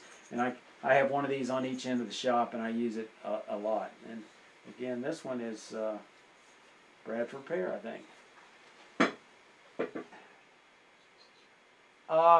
Not really. I tell you that my experience is there aren't a lot of designs out there. There's variations of design. There's the angel ornament. There's the hollow globe ornaments, which I don't have one handy, that mimic more standard ornaments that we're used to. They have a finial on it that are a lot of fun to turn, but what I found, I don't sell a lot of work, and I don't go to a lot of craft shows, but I've gone to a couple recently in my neighborhood. Even with COVID, you could do it out in a parking lot in November. It might be kind of cold, but we didn't get a big crowd. But what I found was ornaments were the things that sold, and we had one at church. We had one at my mother-in-law's assisted living facility.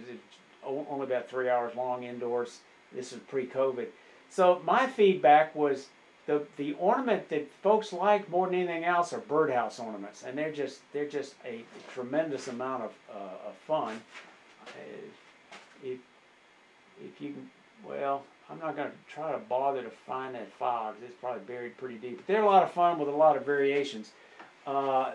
there's a handbell ornament that's nice. There's the newest one I've seen out there is a hot air balloon ornament. That's a lot of fun. After that, there's not a lot of designs out there that I find very attractive. I've seen people turn little light bulbs like we used to use, the old incandescent light bulbs. I don't find them especially attractive. The Christmas tree ornaments that I showed you today lend themselves to a lot of variations with the three different styles that I showed you. Those are nice. Yeah. If y'all bear with me about a minute, I'll walk into the next room and get my ornament stand with a bunch of different ornaments on there, and I can kind of show you some of the different ones. Here. Let's change the view, and then we'll finish with my shop tour.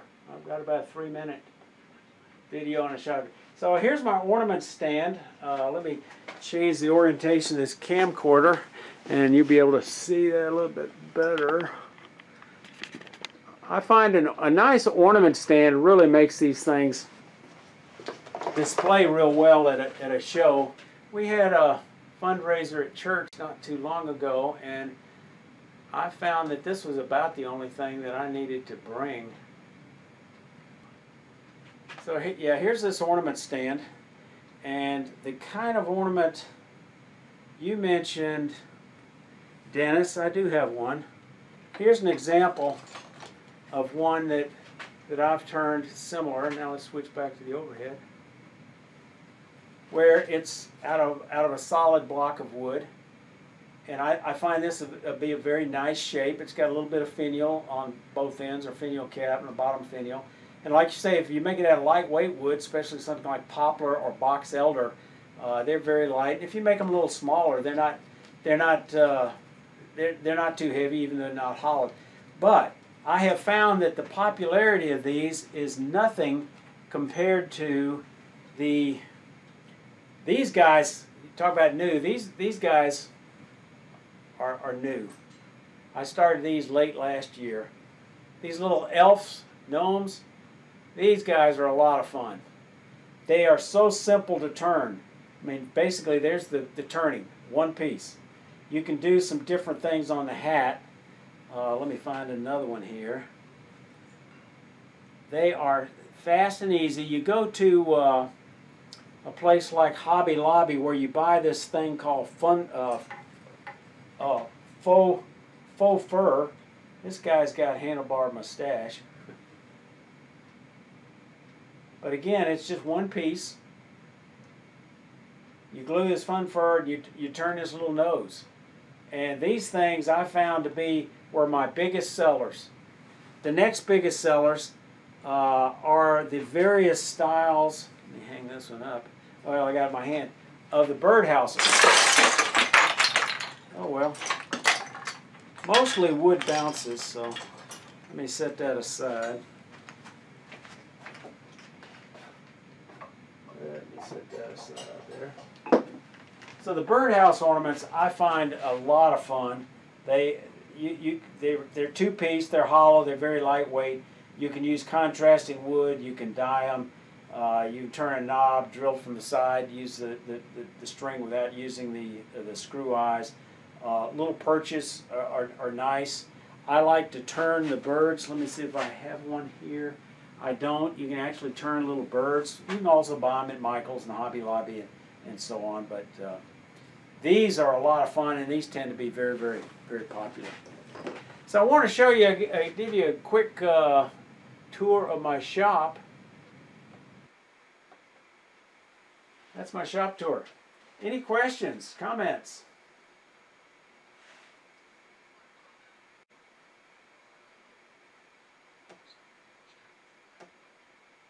Yeah, just sing out.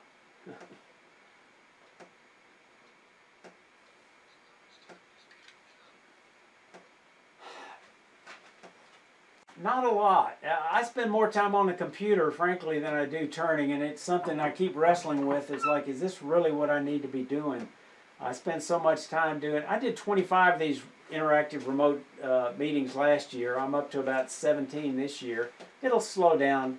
First year I did 2018, I only did 3. Because most clubs, you talk to clubs about it, and it's, nah, we got to have somebody show up. People wouldn't be happy watching the screen, and then COVID hit.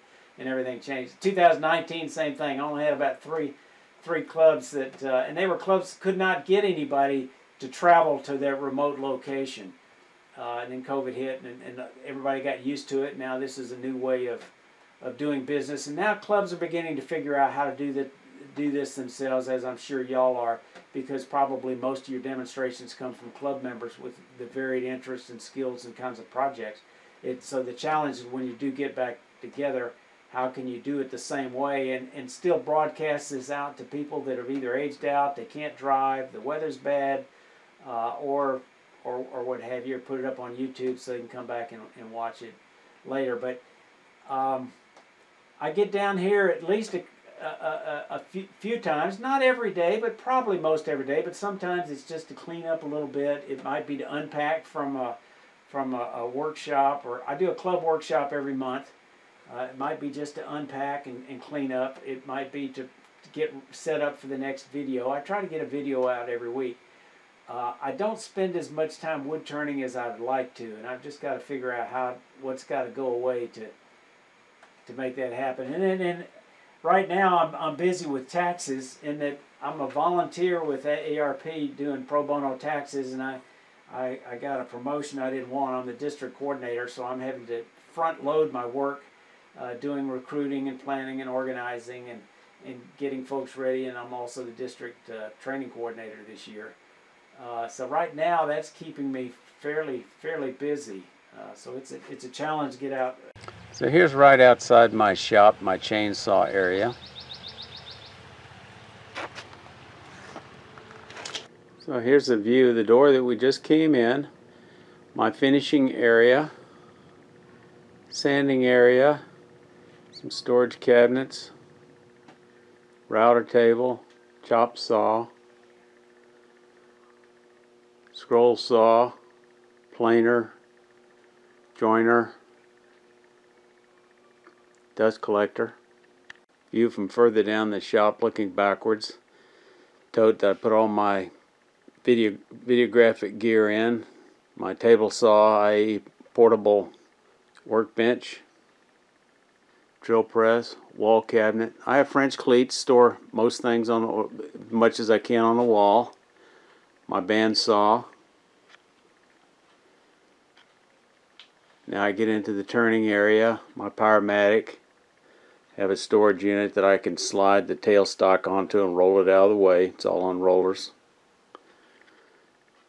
Camera boom. Here's a wall storage unit where I put all the live centers and drives and spurs and everything that I tend to use. 3-in-1 bill buff on the mini lathe that I started wood turning with. Tool storage. Some spare lights, more tool storage. My sharpening station, another storage unit I built, more items, and then here's a Laguna 1216 MIDI lathe on a stand that I made. I use for primarily for teaching. I'm blessed to have a basement shop, so it's heated in the winter, air conditioned in the summer. I've got a bathroom down in the basement. I've got water in the corner of my shop. My shop is approximately 15 feet wide and 45 feet long. I have additional wood storage here. I have additional wood storage here. I have a green screen you can see in some of my videos. That's my shop tour. Any questions, comments? Not a lot. I spend more time on the computer, frankly, than I do turning, and it's something I keep wrestling with. It's like, is this really what I need to be doing? I spend so much time doing. I did 25 of these interactive remote meetings last year. I'm up to about 17 this year. It'll slow down. First year I did 2018, I only did 3. Because most clubs, you talk to clubs about it, and it's, nah, we got to have somebody show up. People wouldn't be happy watching the screen. And then COVID hit, and everything changed. 2019, same thing. I only had about three clubs that, and they were clubs could not get anybody to travel to their remote location. And then COVID hit, and everybody got used to it. Now this is a new way of of doing business. And now clubs are beginning to figure out how to do this themselves, as I'm sure y'all are, because probably most of your demonstrations come from club members with the varied interests and skills and kinds of projects.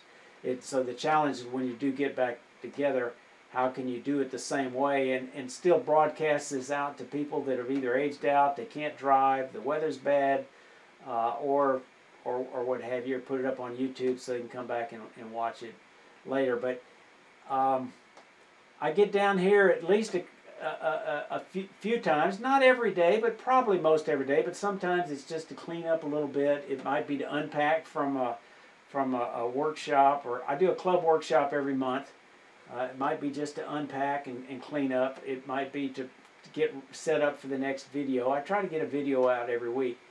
I don't spend as much time wood turning as I'd like to, and I've just got to figure out what's got to go away to make that happen. And then right now I'm busy with taxes, in that I'm a volunteer with ARP doing pro bono taxes, and I got a promotion I didn't want. I'm the district coordinator, so I'm having to front load my work, doing recruiting and planning and organizing and getting folks ready, and I'm also the district training coordinator this year. So right now that's keeping me fairly busy. So it's a challenge to get out my videos. So I have blocked out on Friday afternoon fun wood turning, but I don't always get to use it for just fun wood turning. Great. If you got a question later down the road, feel free to send me an email, post a comment on one of my videos, or heck, I'd be happy to talk to you on the telephone.